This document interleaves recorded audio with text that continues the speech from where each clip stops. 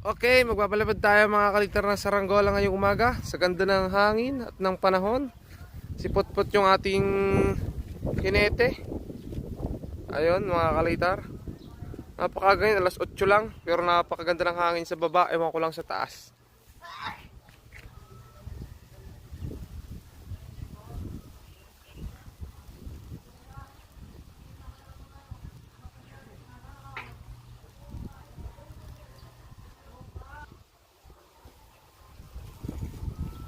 Okay.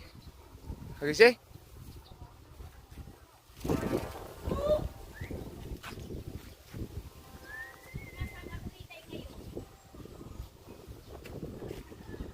Kakasulo.